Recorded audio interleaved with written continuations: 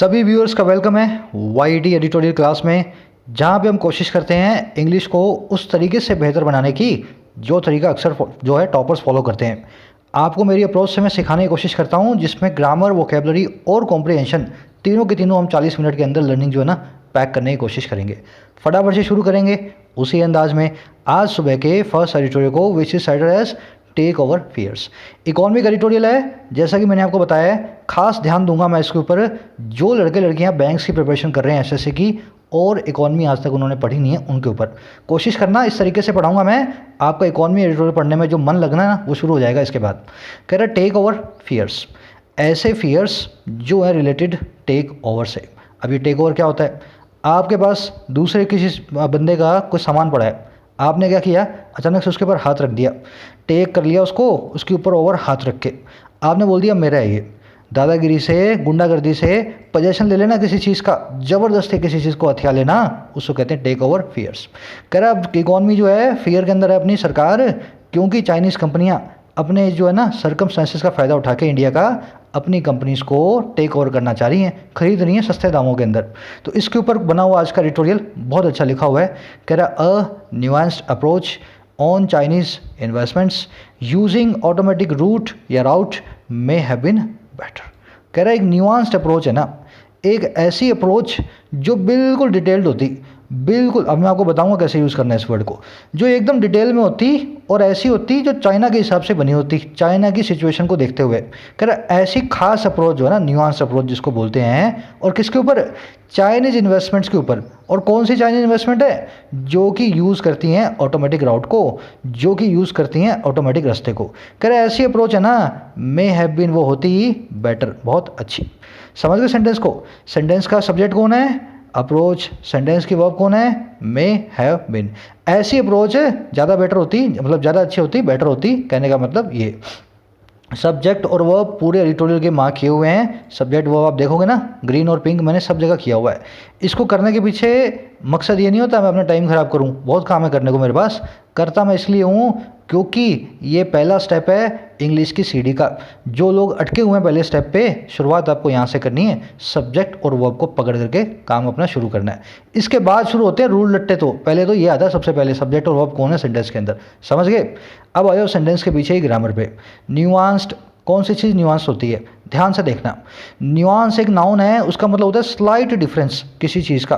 कोई चीज़ के फीचर होते हैं ना, डिटेल्स होती है ना, छोटी छोटी डिटेल्स है ना, उसको कहते हैं स्लाइट डिफरेंस या न्यूआंस। जैसे किसी लैंग्वेज के न्यूआंस क्या होंगे? इस लैंग्वेज में इस वर्ड के साथ में इस वर्ड को यूज़ नहीं करते, आप दूसरी लैंग्वेज में कर दो भले ऐसे वर्ड्स को, हमारी लैंग्वेज में आप नहीं करोगे। हमारी लैंग्वेज का ये न्यूआंस है, हमारी लैंग्वेज का स्लाइट फीचर है, ठीक है ना। न्यूआंस ही बन गई न्यूआंस्ड चीज़, ऐसी चीज़ जो खुद ही स्लाइटली डिफरेंट हो, डिस्टिंक्ट हो, या अपने आप में यूनिक हो, समझ गए ना। न्यूआंस एडजेक्टिव नाउन, न्यूआंस बन गया एडजेक्टिव वर्ब की थर्ड फॉर्म।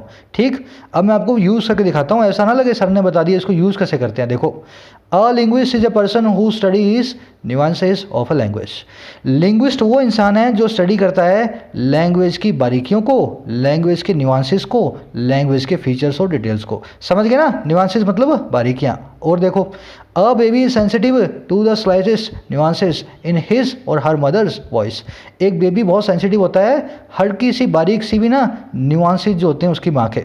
कब उसकी माँ हंस रही है, कब उसकी माँ रो रही है, कब खुश है, कब नाराज है, हल्की हल्की बारीकियों को भी बड़ा सेंसिटिवली छोटा सा बच्चा पकड़ लेता है अपनी माँ के। समझ गए इस वर्ड को, न्यूआंस को? न्यूआंस से दिखने जैसा एक और वर्ड भी है, न्यूसेंस। दोनों का मतलब अलग है। न्यूआंस मतलब बारीकी, न्यूसेंस मतलब जो आप फैलाते हो ना, शोर करते हो, गंद फैलाते हो इधर उधर, तब आपको कोई पकड़ के कहता है क्यों न्यूसेंस फैला रहे हो, क्यों ऐसे काम कर रहे हो जो सबको परेशान करें। समझ गए? न्यूसेंस मतलब something that makes you uncomfortable, कोई गलत काम जो आपके आसपास के लोगों को खराब लगे, न्यूसेंस। बढ़े आगे, एक छोटी सी समरी मैं आपको दे देता हूँ जिससे आपको पता लगे आप क्या पढ़ रहे हो। हुआ ये, इंडिया के अंदर शेयर प्राइसेस गिर गए। क्यों गिर गए? कोरोना के कारण, आपको पता है। और इंडिया में नहीं, सारी दुनिया में गिर गए।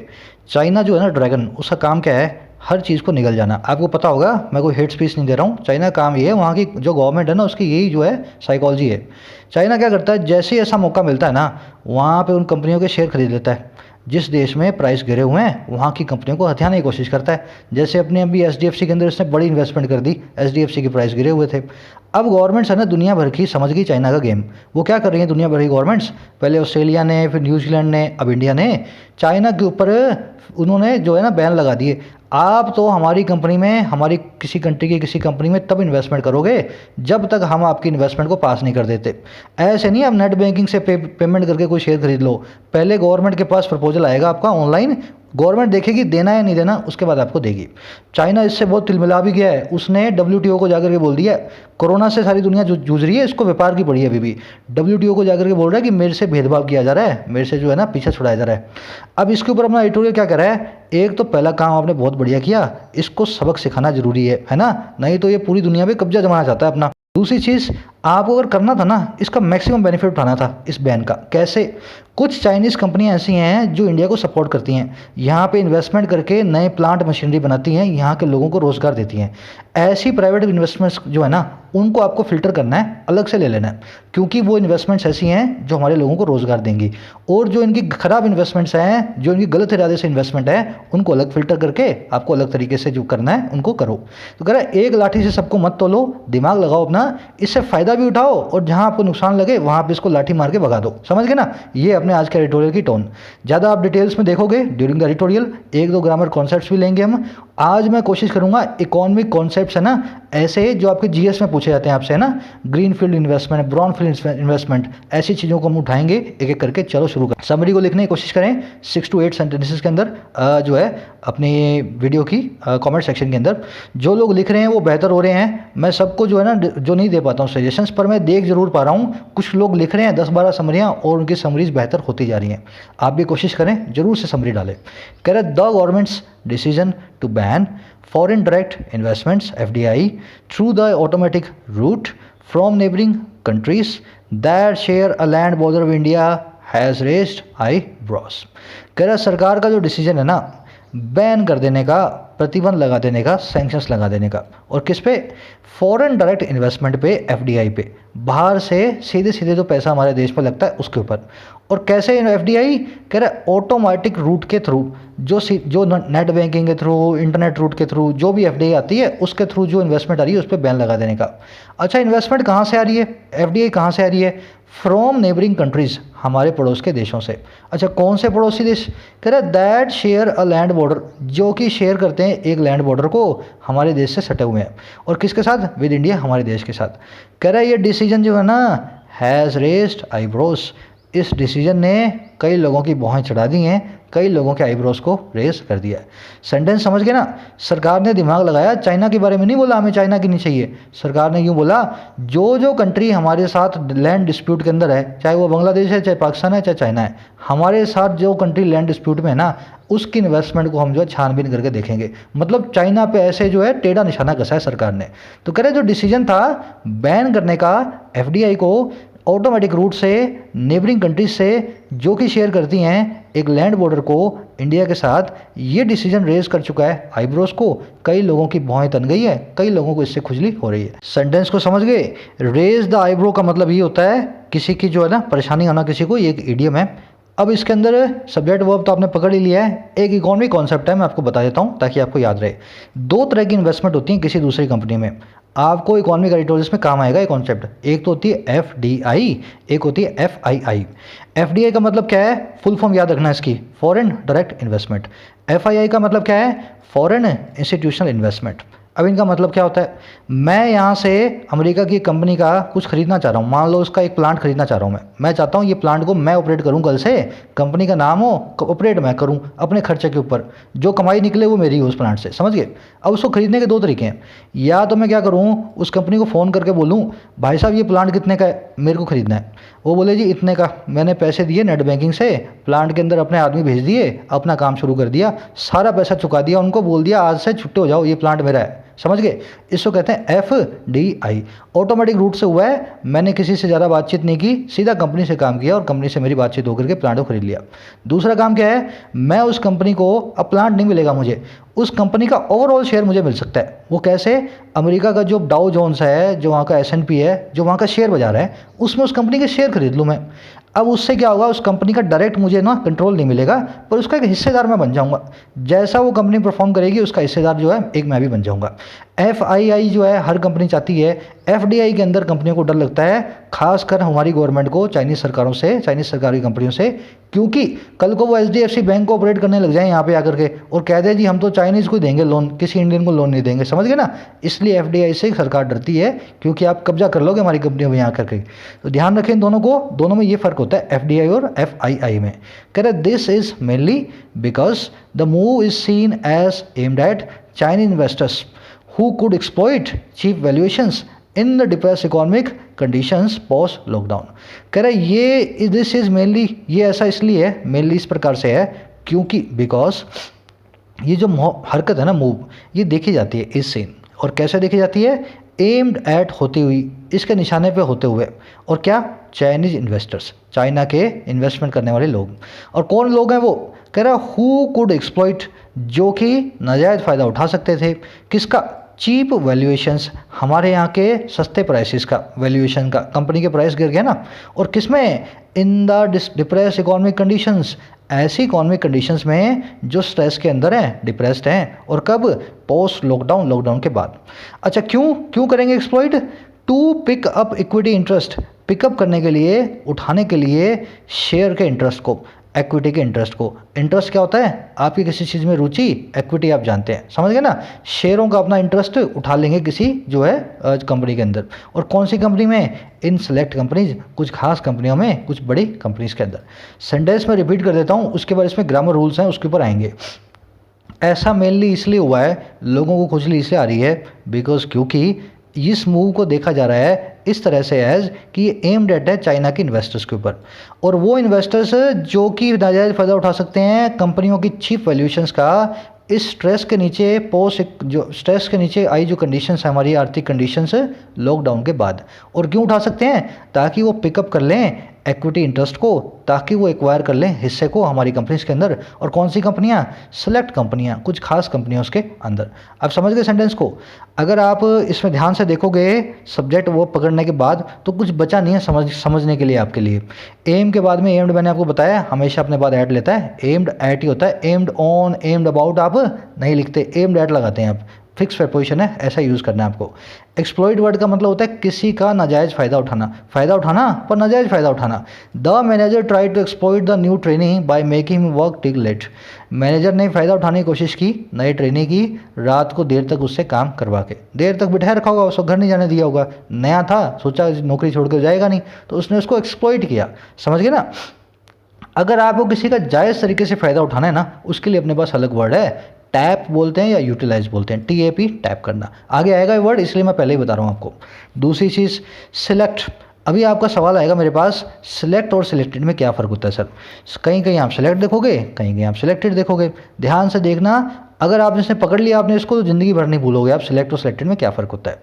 देखिए सिलेक्ट का मतलब क्या है, कोई ऐसी चीज़ जो स्पेशल है अपनी क्वालिटी से कारण, कोई ऐसी चीज़ जिसकी जो उम्दा है, ज़्यादा बेहतरीन है बाकी अपनी चीज़ों से, इस वजह से हम उसको सिलेक्ट कर रहे हैं, समझ गए ना। सिलेक्ट का मतलब क्या है, कोई खास चीज़ अपनी क्वालिटी से कारण कोई चीज़ खास हो। और सिलेक्टेड का मतलब क्या है, ऐसी चीज़ जो जिसको हमने चुना है ग्रुप में से। हर सिलेक्ट चीज़ सिलेक्टेड हो सकती है, पर हर सिलेक्टेड चीज़ सिलेक्ट नहीं हो सकती, समझ गए ना मेरी बात को। कोई चीज़ जो आप चुनते हो ना ग्रुप में से, चाहे वो आप किसी चीज़ को ख़राब क्वालिटी के कारण भी तो चुन सकते हो ना, किसी चीज़ को आपको बाहर फेंकना है तो भी तो आप सिलेक्ट कर सकते हो ना उसको, तो वो तो होगी सिलेक्टेड चीज़ जिसको आपने किसी भी रीज़न से चुन लिया ग्रुप में से। और सिलेक्ट चीज़ वो है जिसको आपने इसलिए चुना क्योंकि उसकी क्वालिटी बाकी चीज़ों से बेहतर है, समझ गए ना। सिलेक्ट और सिलेक्टेड में यही फ़र्क होता है, सिलेक्ट बहुत ज़्यादा स्ट्रॉन्ग है, अच्छी क्वालिटी को बताता है। सिलेक्टेड का मतलब ये है किसी चीज़ को हमने सीधे सीधे कहीं से हमने सेलेक्ट किया है बाकी चीज़ों को दरकिनार करके। चलो अगर आप इतना समझ गए तो ये 5 क्वेश्चंस में से मैं आपको करवा के दिखाता हूँ, कुछ एक क्वेश्चंस आप करना, कुछ एक मैं करूँगा। चलो कोशिश करते हैं। The new smartphone will be available at select या सेलेक्टेड स्टोर्स। ये स्मार्टफोन अवेलेबल होगा सिलेक्ट स्टोर्स पे या सिलेक्टेड स्टोर्स पे। क्या सिलेक्टेड स्टोर्स पे अवेलेबल होगा, सिलेक्ट स्टोर्स पे अवेलेबल होगा? ध्यान से सोचो। अगर ये सिलेक्टेड स्टोर्स पे अवेलेबल है, मान लो सेलेक्ट निकाल दूँ, तो इसका मतलब क्या है, कंपनी गई, उसने बोला अच्छा ये 20 स्टोर है ना, 20 में से 10 को छोड़ दो, इन 10 के अंदर स्मार्टफोन अवेलेबल होगा, सिलेक्टेड यहाँ आ सकता है। समझ गए मेरी बात को? क्यों? कंपनी ने सिलेक्ट कर दिया 10 स्टोर को, बोल दिया ये 10 स्टोर है, मैं तो इन्हीं में जा करके अपना स्मार्टफोन दूंगी। अगर इस सिलेक्टेड की जगह यहाँ पे मैं सिलेक्ट लगाना चाहूँ तो इसका मतलब ये हो गया ऐसे स्टोर्स जिनकी क्वालिटी अच्छी है। अब देखो चीज़ों में तो क्वालिटी अच्छी है, स्टोर्स में क्या क्वालिटी की आप बात करोगे? अगर आपको इतना ही लिखना है अच्छी क्वालिटी के स्टोर, तो आपको आगे बताना पड़ेगा which operate at the national level and are in the multi brand market. समझ गए ना? वो वाले खास स्टोर्स जो कि ऐसे इस प्रकार के हैं। सीधे सीधे सिलेक्ट स्टोर लिख करके आप नहीं बता सकते, क्योंकि स्टोर्स तो स्टोर्स होते हैं, कौन सी अच्छी क्वालिटी और कौन सी खराब क्वालिटी। अगर इस सेंटेंस में अगर आप नेचुरली जाओगे, सेलेक्ट स्टोर्स सही नहीं है, आपको लिखना पड़ेगा यहाँ पे सिलेक्टेड स्टोर्स। ठीक है ना? कंपनी ने सोचा 20 में से 10 पे देंगे हम। आ जाओ अगले पे। The PM met with a select और selected group of businessmen. PM साहब मिले एक ग्रुप ऑफ बिजनेसमैन के साथ जो कि सिलेक्ट था या सिलेक्टेड था। अब ये बताओ, क्या 15-20 ग्रुप 50 ग्रुप आए थे पीएम के पास मिलने के लिए, जो है बिजनेसमैन के, और वो आए और उन्होंने बोला कि हमारे में से एक चुन लो। पीएम ने बोला मेरे पास तो इतना ही टाइम है, ऐसा करो 50 में से अपने अक्कड़ बक्कड़ खेलते हैं, एक को निकाल देते हैं बाहर पर्ची उछाल के। ऐसा होगा क्या? देखो वो ग्रुप वो बिजनेसमैन से मिल रहा है, ऐसे खास बिजनेसमैन से जो कि सबसे बड़े बिजनेसमैन है। समझ रहे मेरी बात को? आपको थोड़ा सा अपना यहाँ पे जजमेंट लगाना पड़ेगा। अगर यहाँ पे मैं सेलेक्ट लिखूंगा ना, तब ये सेंटेंस सही बनेगा। सेलेक्ट ग्रुप ऑफ बिजनेसमैन से मिल रहा है ऐसा ग्रुप ऑफ बिजनेसमैन जिसमें सब बड़े बड़े व्यापारी हैं, अपनी बेहतरीन क्वालिटी के कारण जाकर के वो पीएम से मिल रहे हैं। समझ गए ना? सिलेक्टेड क्यों नहीं आएगा? यहाँ पे थोड़े ना लिखा है मैंने कि 20 ग्रुप आए थे, 25 ग्रुप आए थे और सबको जाकर के जो है पीएम ने सबने जो पीएम से जाकर गुहार लगाई हमसे मिलो। चलो अगला सेंटेंस देख लो। She lives in a very select और सेलेक्टेड पार्ट ऑफ लंडन। वो लंदन के एक खास पार्ट में रहती है, बहुत चुनिंदा पार्ट में रहती है, खास पार्ट में रहती है। अब ऐसा तो है नहीं उसने सेलेक्ट किया पार्ट्स को, उसने 20 जो है लंदन के मोहल्ले निकाले, बोला मैं तो इस मोहल्ले में रहूँगी। वो रहती है भाई लंदन के सबसे अच्छे मोहल्ले में, सिलेक्ट पार्ट में रहती है, लंदन के बेहतरीन मोहल्ले में रहती है। समझ गए सिलेक्ट और सिलेक्टेड कैसे यूज़ करना है? क्वालिटी, सुपीरियर क्वालिटी सिलेक्ट, और जनरल सिलेक्शन करनी है, आपके पास बहुत सारी चॉइसेस हैं तो सिलेक्टेड। अगर इतना समझ गए, बाकी क्वेश्चंस भी सॉल्व करने की कोशिश करो। एक में शायद क्या आएगा, एक मिनट रुको, एक में सिलेक्ट आएगा, एक में सिलेक्टेड आएगा, ये भी मैं आपको बता दूं इन दोनों में से, है ना? कोशिश करना किस में सिलेक्ट और किस में सिलेक्टेड आएगा। और अब मैंने बता दिया तो ऐसे तुक्के मत लगाना, अपने हिसाब से बताना, दिमाग लगा के कहाँ पे सिलेक्ट कहाँ पे सिलेक्टेड आएगा।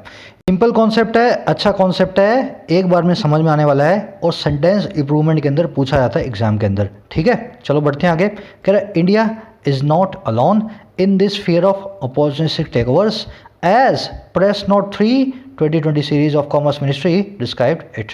कह रहा है इंडिया इज नॉट अलोन, नहीं है इंडिया अकेला। अच्छा किस काम में? कह रहा है इन दिस फियर, इस डर के अंदर, अकेला नहीं है इंडिया। और डर किसका है? अपॉर्चुनिस्टिक टेक ओवर का, मौका परस्त हथियार लेने के काम का। समझ गए ना? मौका देखा और टेक ओवर कर लिया, ऐसे फियर का। और क्यों?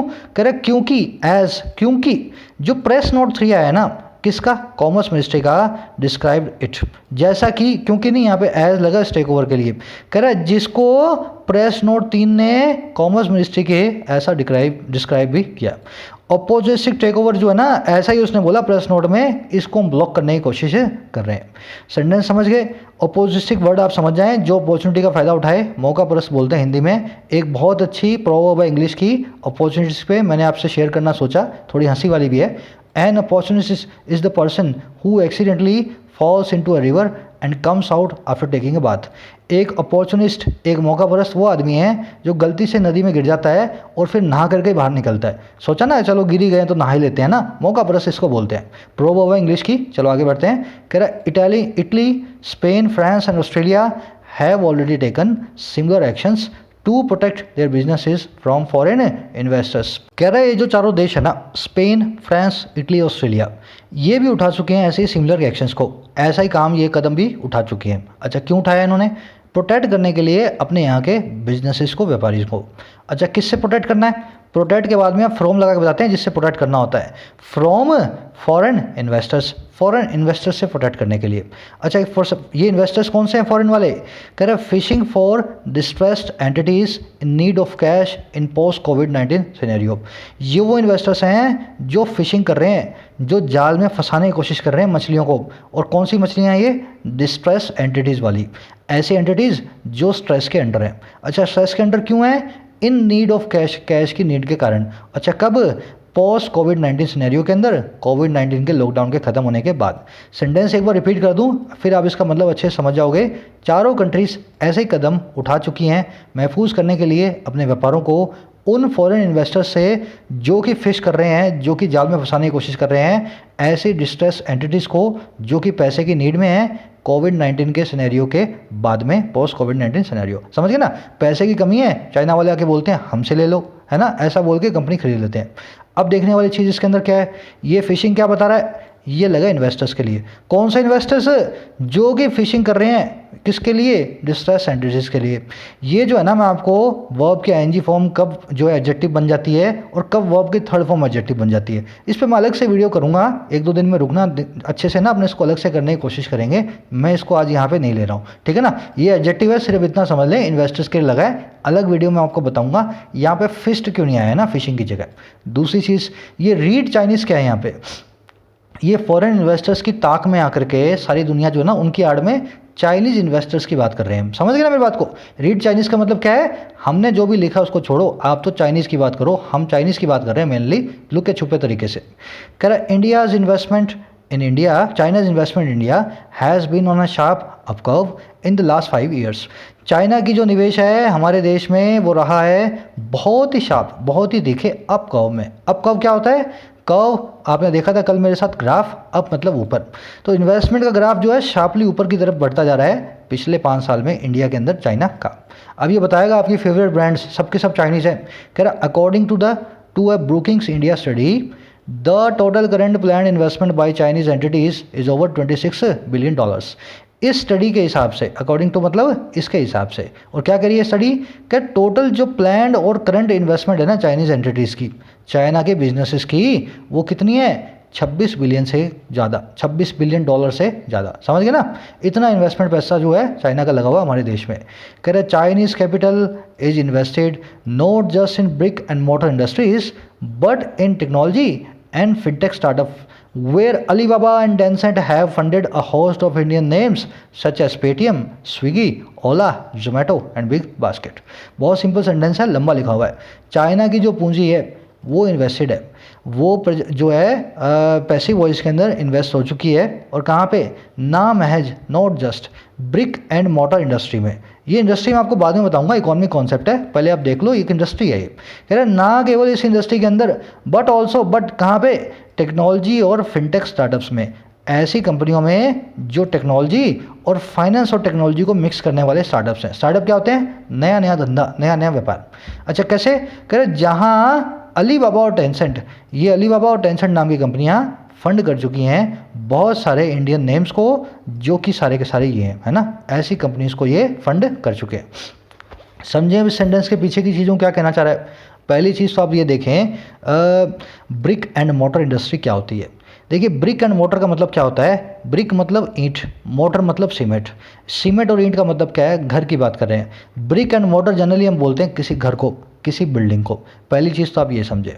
अब ये ब्रिक एंड मोटर इंडस्ट्री कौन सी है, ऐसी इंडस्ट्रियाँ जो आज भी सीमेंट और ईंट की तरह ऐसा व्यापार करती हैं जिसमें आपको सामान लेने उस दुकान तक जाना पड़े और वो सामान आपके पास सालों साल बना रहे। समझ लो ब्रिक एंड मोटर इंडस्ट्रीज कौन सी हैं, ऐसी इंडस्ट्रियाँ जिनसे आज भी आप ऑनलाइन डील नहीं कर सकते हो। ब्रिक एंड मोटर जैसी जो दुकानें थी ना, वैसी दुकानें आज सारी की सारी ब्रिक एंड मोटर इंडस्ट्रियाँ कहलाती हैं, जो आज भी ओल्ड फैशन हैं, ऑफलाइन काम करती हैं, जा करके आपको सामान लेना पड़ेगा और सामान ऐसा होगा जो सालों साल आपके पास चलेगा। Brick and motor industries example क्या है इसका, प्लांट, मशीनरी, बड़े बड़े उपकरण बनाने वाली कंपनियां, ये सीमेंट वाली कंपनियां, रियल एस्टेट का सामान बनाने वाली कंपनियां, इनको कहते हैं brick and motor industry. Economic concept है, नोट करें। दूसरी चीज़ होस्ट ऑफ, होस्ट का मतलब होता है मेज़बान, पर होस्ट का एक और मतलब भी होता है बहुत सारे। होस्ट ऑफ इंडियन नेम्स का मतलब क्या है, बहुत सारे Indian names, multiple Indian names, various Indian names या प्लेथरा ऑफ इंडियन नेम्स। तो होस्ट के 2 मीनिंग होते हैं, दूसरा मीनिंग इस वर्ड का नोट करें।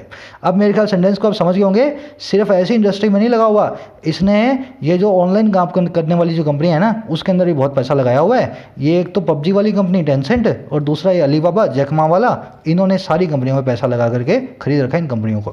कह रहा है it is quite possible that a move to curb और control Chinese investment in Indian companies was always on the card. कह रहे बड़ा संभावित है, बिल्कुल पॉसिबल है।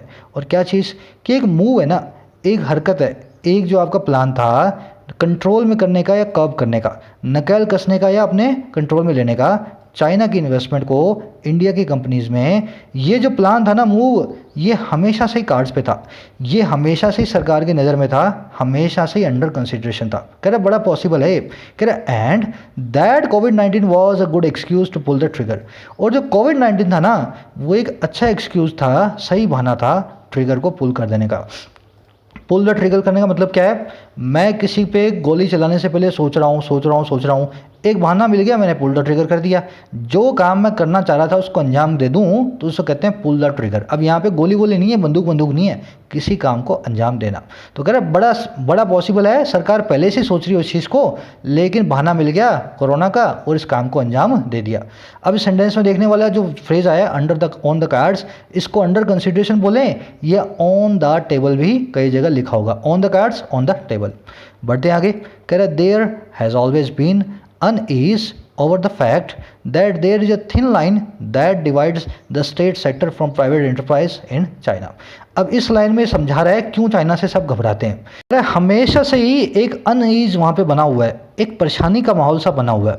परेशानी यहाँ पे सब्जेक्ट है, हैज़ ऑलवेज बीन इसकी वर्ब है, देयर एक डमी सब्जेक्ट है जो मैं आपको बता चुका हूँ। हमेशा से ही परेशानी बनी हुई है, और किस चीज़ पे, ओवर द फैक्ट, इस बात पे। और फैक्ट क्या है, दैट वो ये कि a thin line is there.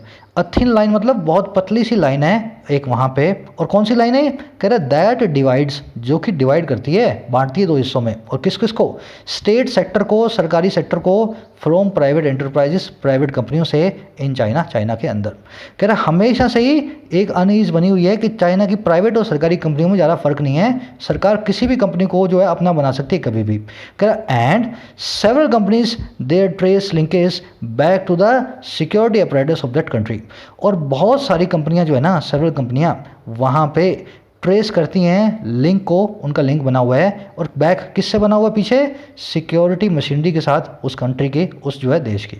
Sentence को एक बार समझने से पहले चलो एक बार रिपीट कर देता हूँ, फिर इसके पीछे के मीनिंग पे चलेंगे। हमेशा से ही अनीज बनी हुई है इस बात के ऊपर कि एक बहुत पतली सी लाइन है, बहुत छोटा सा डिफरेंस है जो कि डिवाइड करता है चाइना के सरकारी और प्राइवेट सेक्टर को चाइना के अंदर। और बहुत सारी कंपनियाँ वहाँ पर चाइना में ट्रेस करती हैं, अपने ढूंढती हैं लिंकों को, और किससे, सिक्योरिटी अपरेटस से, सिक्योरिटी मशीनरी से, उस कंट्री के। अब सेंटेंस को आप समझ गए, सेंटेंस में आ जाओ देखने वाली चीज़ों पे, पहले इसका मीनिंग देखते हैं। मीनिंग ये है, प्राइवेट कंपनी अगर अपने यहाँ पे इन्वेस्ट करती चाइना की तो अपने को क्या डर था, नहीं डर था। पर चाइना के अंदर सिस्टम ऐसा है, प्राइवेट और सरकारी में बहुत पतली सी लाइन है, सरकार किसी भी कंपनी को कभी भी हथिया के बोल देती है हमारी है। तो आज जिस प्राइवेट कंपनी को देख करके आप खुश हो रहे हो, कल पता लगे वो चाइना की सरकार की कंपनी है, वो है ना, आपको पता ही ना हो इस चीज़ के बारे में, चाइना ही बताया आपको आकर के। तो एक तो हमेशा अनईज रहती है प्राइवेट कंपनियों को अपने देश में घुसने देने से चाइना की। दूसरी चीज़ क्या है, बहुत सारी कंपनियां ऐसी हैं जिनके लिंक किससे हैं, चाइना के डिफेंस से, चाइना के डिफेंस डिपार्टमेंट से लिंक रखती हैं। तो आप ऐसा मत सोचें ये जो पबजी गेम है ये तो किसी कंपनी ने बनाया है, हो सकता है चाइना की डिफेंस मिनिस्ट्री का जो है जो स्पॉन्सर्ड गेम हो और आपके मोबाइल से सारा डेटा निकाल रहा हो, समझ रहे हो। इस चीज़ पे बहुत अनईज हमेशा से बना हुआ है। सेंटेंस में देखने वाला एक वर्ड आया एपरेटस। इस वर्ड को आप डिक्शनरी में देखोगे, इसके दो मीनिंग होते हैं। एक मीनिंग होता है अप्लायंस, डिवाइसेस या उपकरण। दूसरा मीनिंग होता है स्ट्रक्चर या मशीनरी, किसी चीज़ की संरचना, किसी चीज़ की स्ट्रक्चर। दोनों तरह से मैं आपको यूज़ करके दिखाता हूँ, एक ही वर्ड दो तरीके से यूज़ होता है। Special breathing apparatus called ventilators are in demand all over the world. खास तरह के सांस लेने वाले उपकरण apparatus, जिनको वेंटिलेटर्स कहा जाता है, डिमांड में है पूरी दुनिया में। पहला वाला मीनिंग उपकरण समझ गए, apparatus। अब दूसरा देखो, the health care apparatus of the whole world is under severe stress due to the disease. पूरी दुनिया का हेल्थ केयर सिस्टम जो है ना, हेल्थ केयर apparatus जो है, हेल्थ केयर मशीनरी जो है, स्ट्रक्चर जो है, पूरी दुनिया की स्ट्रेस के अंदर है, क्योंकि ये सीवियर है वर्ड है ना, सीवियर स्ट्रेस में है इस बीमारी के कारण। तो यहाँ पे apparatus का मतलब था उपकरण, यहाँ पे apparatus का मतलब है मशीनरी या स्ट्रक्चर, हेल्थ केयर स्ट्रक्चर की बात हो रही है। Indian political apparatus of the country निकालना पड़ेगा। Indian political apparatus has become corrupt. हमारा सियासी apparatus जो है, सियासी मशीनरी है, टोटली करप्ट हो गई है। समझ गए, apparatus वर्ड दो काम करता है। तो यहाँ पे बात हो रही है सिक्योरिटी apparatus की, वहाँ की सिक्योरिटी स्ट्रक्चर की। बढ़ते हैं आगे, इन वर्ड्स को नोट करें, सीख करके भूलने वाला सबसे बड़ा बेवकूफ़ होता है ना। पहला बेवकूफ़ तो वो है जो सीखता नहीं, दूसरा उससे ही बड़ा वो है जो सीख के भूल जाता है। कह रहा so while the decision to introduce a layer of government approval is probably valid in the current circumstances. कह रहा इसलिए जहाँ इसलिए वाइल जहाँ, कह रहा इसलिए जहाँ ये जो डिसीजन है इंट्रोड्यूस करने का एक नई लेयर को, एक नई परत को सरकारी अप्रूवल की, कह रहा ये डिसीजन जो है ना इज़ बिल्कुल वैलिड है, प्रोबेबली बिल्कुल सही है करंट सर्कमस्टेंसेस के अंदर, हाल की सिचुएशन के अंदर। कह रहा प्रोबेबली बिल्कुल सही डिसीजन लिया सरकार ने। कह रहा लेकिन the government could have adopted a more nuanced approach. सरकार अडॉप्ट कर सकती थी, सरकार अपना सकती थी, कुड हैव प्लस वर्ब की थर्ड फॉर्म, और क्या एक ऐसी अप्रोच को जो ज़्यादा बारीक होती, चाइना के हिसाब से ढाल करके बनाई होती, समझ गए ना। न्यूएंस्ड अप्रोच को सरकार बना सकती थी। कुड हैव प्लस में V3, किसी काम को आप कर सकते थे, उसके लिए आप लिखते हैं I could have applied for the exam, या I could have appeared in the exam if my bike had not broken down on that morning. मेरी बाइक ख़राब ना हुई होती तो मैं एग्ज़ाम में अपीयर हो सकता था। ये उसके पार्ट हैं कंडीशनल्स के, कई बार मैं आपको करवा चुका हूँ ड्यूरिंग द एडिटोरियल, अपने नोट्स को निकाल करके देखें। कह रहे green field investments should have been kept out of the purview as they do not pose a threat of take over of existing business. कह रहे जो ग्रीन फील्ड इन्वेस्टमेंट है ना, अब इसका मैं मतलब बताऊंगा आपको क्या होता है। ये शुड हैव बीन केप्ट, इनको रखा जाना चाहिए था, शुड हैव बीन केप्ट, और कहाँ, out of the purview, purview से आउट, दायरे से बाहर। और कैसे, क्योंकि as they do not pose, वो पोज नहीं करती हैं, वो खड़ा नहीं करती हैं एक थ्रेट को, टेक ओवर की, हथिया लेने की एग्जिस्टिंग बिजनेसेस को। कह रहा ऐसी इन्वेस्टमेंट कोई जो है ना थ्रेट खड़ा नहीं करती हैं चाइना से आए, ताकि चाइना से आने के बावजूद, इसलिए इनको रखा जाना चाहिए था इस ऑर्डर के दायरे से, परव्यू से बाहर। ये इन्वेस्टमेंट बाद में बताऊंगा, पहले पूरा सेंटेंस देख लो। कह रहा टू द कॉन्ट्री, बिल्कुल उससे उल्टा, to the country they create new capacities and businesses in the country. वो क्रिएट करती हैं नई कैपेसिटी को और नए बिजनेस को हमारे देश के अंदर। अब आ जाओ, समझ गए ना सेंटेंस क्या कर रहा है। इस इन्वेस्टमेंट को रखा अच्छी इन्वेस्टमेंट है, इसको आपको जो है ना नहीं करना चाहिए था, इस दायरे में नहीं लाना चाहिए था। अब देखो ये ग्रीन फील्ड क्या होती है, एक होती है ग्रीन फील्ड, एक होती है ब्राउन फील्ड। आप इकोनॉमिक्स में पढ़ते हो ना, वो गिवन गुड्स, गवर्नमेंट गुड्स, आपके एसएससी क्वेश्चंस भी आते हैं जीएस के अंदर। देखो क्या होते हैं, ग्रीन फील्ड इन्वेस्टमेंट वो इन्वेस्टमेंट है जिसके अंदर आप दूसरी कंट्री में जाते हो, एक नया बिजनेस शुरू करते हो, वहाँ के लोगों को हायर करते हो, अपने पैसे से प्लांट बनाते हो, मशीनरी लगाते हो, वहाँ पे टैक्स पे करते हो, वहाँ की इकोनॉमी को हेल्प करते हो। ग्रीन फील्ड इसलिए है, अच्छी इन्वेस्टमेंट है, नया कुछ बो रहे हो, सरकार हमारी इकोनॉमी में आकर के नए खेतों को हरा कर रहे हो आप, इसलिए मैं क्या बोलूँगा इसको, green field investment. Brown field क्या होती है, बिल्कुल इसका उल्टा। मेरी यहाँ पे कंपनी है, मैं स्ट्रगल कर रहा हूँ उसको चलाने में, सारे प्लांट मशीनरी मैंने बना दिए हैं, बहुत परेशान हूँ। चाइना की कंपनी ने आकर क्या बोला, लाओ ये दे दो मुझे कंपनी, मैं चला लूँगी इसको। मेरी बनी बनाई कंपनी को यहाँ पे आकर के उसने अपने हिसाब से चलाना शुरू कर दिया, इसको कहूँगा ब्राउन फील्ड इन्वेस्टमेंट। ऐसा इन्वेस्टमेंट जो ब्राउन फील्ड है, क्योंकि जो मुरझाए हुए पौधे हैं उनको पानी दे रहा हूँ मैं ना, ब्राउन कलर का फील्ड है मेरा। मुरझाई हुई कंपनियों को आकर के खरीदना, उसको कहते हैं ब्राउन फील्ड इन्वेस्टमेंट्स। एक बार याद करो, जिंदगी भर याद रहेगा, जीएस में पूछे जाते हैं कॉन्सेप्ट्स। परव्यू का मतलब दायरा, दायरे के सिनोनिम में एम्बिट एंड स्कोप। चलो आगे बढ़ते हैं। कह रहे a distinction should have also been made based on the class of investors. एक डिस्टिंक्शन जो है ना वो भी बना चुकी हो जानी चाहिए थी, एक जो है अलग डिफरेंस बना दिया जाना चाहिए था। और किसके आधार पे, बेस्ड ऑन किसके आधार पे, इन्वेस्टर की क्लास के हिसाब पे, कैटेगरी के हिसाब से इन्वेस्टर की आपको डिस्टिंक्शन बनानी चाहिए थी। अब कैसे, देखो बता रहा है। कह रहा venture capital funds are financial investors who may not necessarily be interested in taking over and running a business। कह रहे जो अच्छे इन्वेस्टर्स हैं ना, ये वेंचर कैपिटल फंड्स हैं, इनको बताऊंगा मैं कौन होते हैं।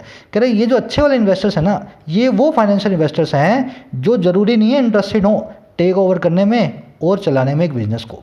ये ऐसे इन्वेस्टर्स हैं जो हेल्प करते हैं दूसरों की, कभी भी टेक ओवर करने वाला मकसद इनका ज़्यादातर नेसेसरीली नहीं होता। अब देख लो ये वेंचर कैपिटल फंड्स कौन से हैं, वर्ड के हिसाब से पकड़ेंगे। वेंचर मतलब रिस्क, इसी से बना एडवेंचर वर्ड, आप रिस्क लेकर के मजा उठाते हो, एडवेंचर होता है वो।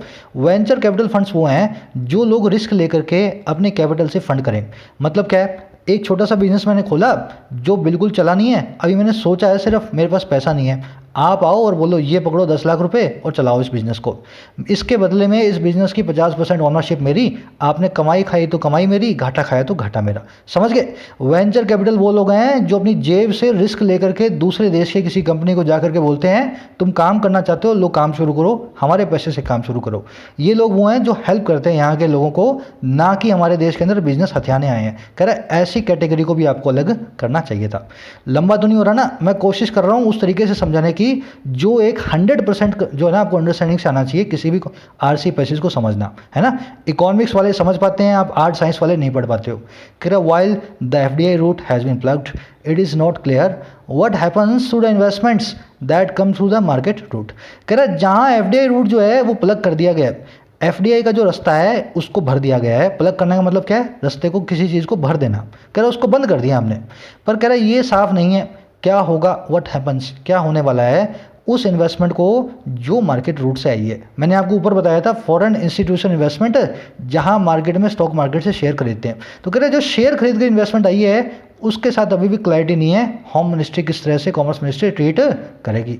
कह रहा सेबी, अब देखो सेबी आ गया ना, शेयर्स की बात हुई तो कह रहा security and board exchange board of India has already sent out missives to custodians asking for details of Chinese holdings in listed entities. SEBI जो है ना वो पहले से ही भेज चुका है मिसिव्स को। मिसिव क्या होते हैं? रिटर्न मैसेज, किसी को लेटर भेजते हैं उसको कहते हैं मिसिव। और कैसा लेटर? Official letter. सेबी पहले से ही ऑफिशियल लेटर भेज चुका है कस्टोडियंस को, कंपनियों के मालिकों को, पूछते हुए, और क्या पूछते हुए? डिटेल्स के बारे में, चाइनीज़ होल्डिंग्स कितनी हैं उनकी लिस्टेड कंपनीज के अंदर, है ना। पहले से उसने लेटर भेज दिए हैं।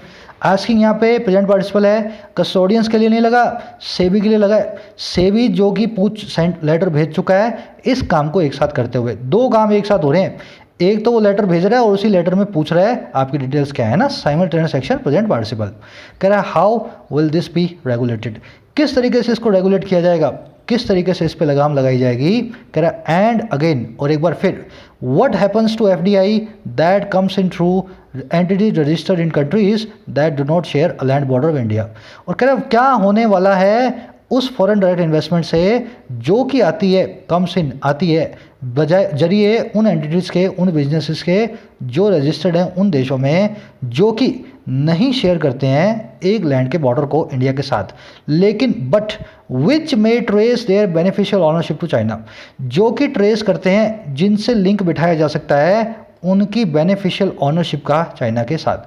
अब ताइवान की कंपनी है, हांगकांग की है, अब हांगकांग का कोई बॉर्डर तो है नहीं इंडिया के साथ मान लो, तो हांगकांग की कंपनी इंडिया में कर रही है या ताइवान की कर रही है, साउथ कोरिया कर रही है, पर पता लगे चाइना का आदमी जो है उस कंपनी को चलाता था, तो कह रहा है ऐसी इन्वेस्टमेंट के साथ भी आप क्या करने वाले हो, अभी तक किसी को पता नहीं है।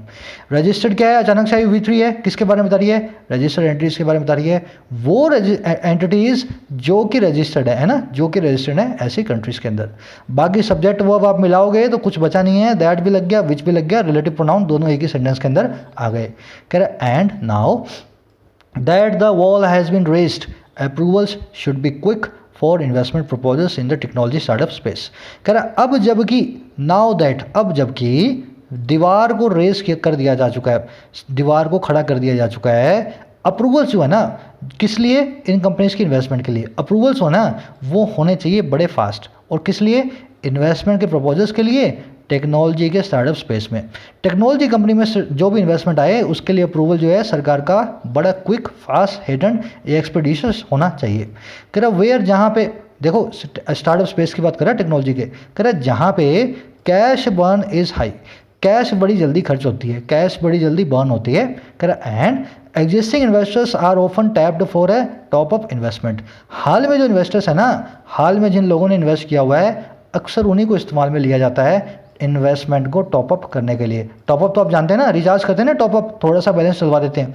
तो हाल में जिन लोगों ने इन्वेस्टमेंट की हुई है, टेक्नोलॉजी स्टार्टअप स्पेस जो है ना, ये जो इंडस्ट्री है, ऐसे लोगों को ही बार बार यूज में लेती है टॉप अप इन्वेस्टमेंट करवाने के लिए और इन्वेस्टमेंट को लेने के लिए।